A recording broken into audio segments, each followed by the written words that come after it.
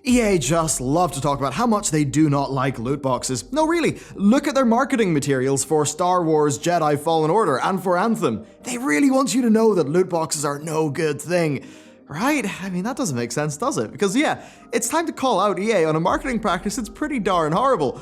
I mean, that they then tweeted, "Trust no one," after tweeting about the lack of microtransactions and loot boxes. Well, come on, that's just funny. Hey everyone, and welcome back to another report. So, Star Wars Jedi Fallen Order has been revealed. We have not seen any gameplay, but interestingly, it's made in Unreal 4, not in Frostbite, and it's made by Respawn, who are actually pretty great at narrative. Just look at Call of Duty 4, Modern Warfare 2, and Titanfall, all games that had a stronger narrative than they really had any right to have. So yeah, Star Wars Jedi Fallen Order is a single-player game, very much in the traditional sense. From EA, does this run counter to the video that I'm releasing tomorrow on the strange death of single-player games? Not really, but I'm probably going to need to add in a footnote to that for established IP. Now, I'm sure that this game will be great, but EA have done something that they did with Anthem. They've used their lack of a ruinous business model as a selling point for the game. Now, given how it's EA, and how microtransactions and loot boxes are literally the core of their business, well, it's a bit rich coming from them, isn't it? So, back when Anthem was being marketed, they made a really big deal about it having no loot boxes. With Star Wars, they just tweeted, "No microtransactions, no loot boxes, and no, we won't be adding them." What this shows us, in a weird way, is a bit of a lack of a backbone, a lack of principles. Why? FIFA Ultimate Team. FIFA Ultimate Team is one of the worst business models in gaming, and it's by EA. Every year they make it slightly worse. You literally pay for loot boxes full of football players. The thing is though, they're basically all the same, but you pay for modified AI profiles. With Ultimate Team, you are literally getting loot boxes to get a version of a player whose AI will just roll a dice to miss less often. So when EA say no loot boxes, it's only because they know that that particular segment of the market for Star Wars doesn't really like loot boxes. They don't say that because they believe it. Live service revenue was a primary driver of EA's stock surge over the last few years, and most of that was Ultimate Team. They don't believe in no microtransactions and no loot boxes because in reality, they form the most important segment of their business. They attempted to transform Battlefront 2 into such a game, but people went hard against it. They then did what any savvy marketer would do. They converted a loss into a win. And look, being real, and as an aside here, this is one of the most powerful things that you can do in your life all the time. It's so darn easy. Almost any time you mess up, take ownership of the fact you messed up, and then use that as a launching point, and then you'll win. Back when Blizzard shut down my WoW Tales project, yeah, I was not happy at all, but I was able to turn that into a win, basically using it as a launching off point to redouble my Warcraft efforts in the Warcraft YouTube channel. So, I mean, look, this is a pretty typical thing. It's a pretty smart thing to do. It's a really powerful framing tool. It's just that, you know, it's a tool. It's neutral. In this case, EA are using this tool in, I think, a way that is pretty darn scummy. They don't think that. They're just saying it because they know it will play well. They don't have a stance other than they'll say whatever hits the mark. They know what will appeal to the various audiences who play their games, and that's probably what they've done here. Now, it is also kind of worth noting that the current EA leadership, i.e. Andrew Wilson and co., according to, I believe, one of Schreier's articles, they reportedly are not massive fans of the Star Wars deal, which was struck back during the Peter Moore days, but that's kind of really hard to pin down. But yeah, that means there could be some contractual stuff going on here that we don't really know about. I don't want to speculate too much. But here's what's clear. If EA actually meant that, then we would see the business model of FIFA Ultimate Team, one of the most exploitative models in existence that, by the way, is pretty good at, you know, targeting kids and stuff. We'd see that change. But we've not. We almost certainly will not. Now, look, I am excited about a single-player game with no microtransactions and loot boxes. That absolutely is a good thing. It's great. It's just absolutely clear what they're doing with the marketing here, and I think that does need to be called out.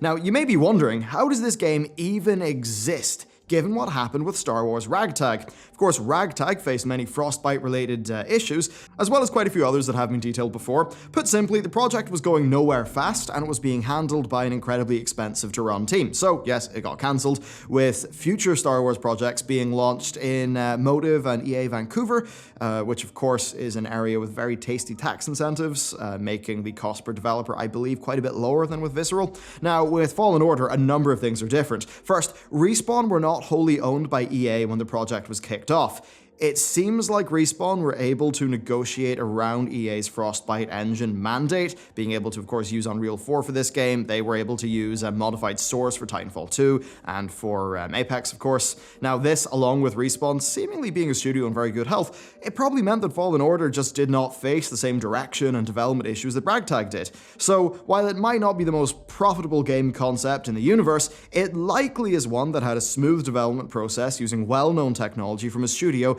that has proved its ability to deliver on narrative projects. That means that from a risk management perspective, I would imagine that they are probably less risky than Visceral. This game likely ended up being delivered sort of on time, sort of on budget, which is clearly something that was not really happening with Ragtag. So, with all of that, why create a single-player game? After all, EA have been pushing for live services and all that stuff. Well, tomorrow's deep dive is properly going to get into the financial systems that drive development and how various publishers are reacting to the shifting market of, well, today. In this case, though, I think it's pretty simple. Star Wars is a very safe bet for a single-player game, especially since we're not in an oversaturated Star Wars gaming market. Would you see EA do all of this, but for a brand new IP? And have that new IP have no microtransactions or loot boxes? I really don't think you would see that. But for this one, I think the maths likely does work out. Now, essentially, Star Wars is going to mean pretty good sales, so as long as the team behind the project can be on time and on budget, then I imagine it's going to be fine for EA. I assume they crunch the numbers to decent accuracy. Now, there does seem to be a bit of Star Wars burnout, enough to have Disney actually abandon much of their movie plans, but I don't think that burnout has happened with games. Plus, Fallen Order is dealing with a particularly interesting period in the Star Wars lore. Now, that said, there is one bit of maths that could change EA's stance on single-player games. Basically, if a single-player game can act as an Origin Access Premium platform exclusive in the same way that stuff maybe works out for Sony, then the maths could kind of work out. Now, I don't mean it being exclusive to Origin Access or anything like that. I more mean a single-player game that could do for EA what a good single-player game does for Sony. So with Sony, it's about people, getting people onto the hardware platform. So for EA, if Fallen Order led to a spike in yearly Origin Access Premium subscriptions that had people then moving on to engage with their other games like Battlefield and Anthem, then that actually could start to flip a single-player only game into kind of long-term revenue. Really, that's the only way that I see them making a single-player game of a new IP. Of course, though, Fallen Order, yeah, it's Star Wars, it's probably going to sell pretty darn well. Okay, as for the game itself, because I do want to talk about that, and in this channel, we can't lose sight of the fact that the games are actually the thing we care about. So, we haven't seen gameplay, so we can't fully judge anything. The gameplay is likely going to be held back for EA Play, which is the publisher's E3 press conference replacement, likely because, we're near the end of the current console generation, and there's probably not that much to announce before the consoles are kind of announced. So with that, we really have no idea what the game is, other than store descriptions saying that it will be about striking, parrying, and dodging, which essentially does describe most melee-focused third-person combat systems. Now, that will be something that's new for Respawn as a studio, but I imagine they'll be able to pull it off pretty well. I mean, they're an experienced studio, they're really good, I think they'll nail it.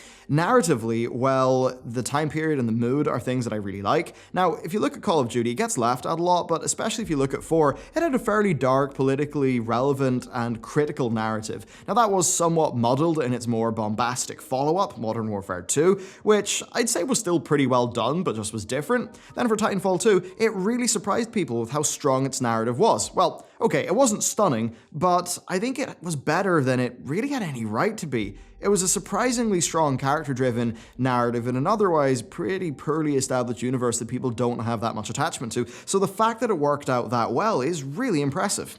So, Respawn can do gameplay really well, and they can definitely do narrative really well. Because of that, I'm really looking forward to Jedi Fallen Order, and it's almost certainly a game that I'm going to be playing. So, I absolutely wish Respawn the best.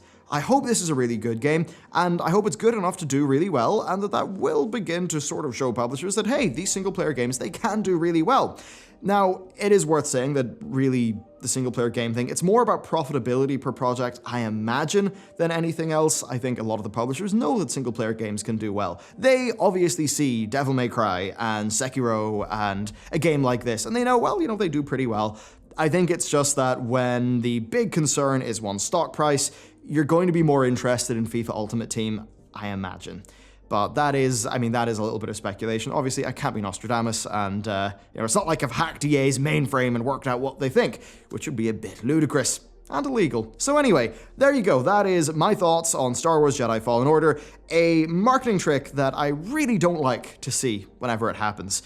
But you know how I am actually pretty into the game. So there you go. You can check out yesterday's video. It's covering Epic and a few other things. It's our episode of the Roundup. Tomorrow we will have a deep dive, and it's going to be a really content-packed week for this channel coming up. So I hope you enjoyed that. Thank you very much for watching. I'll see you soon.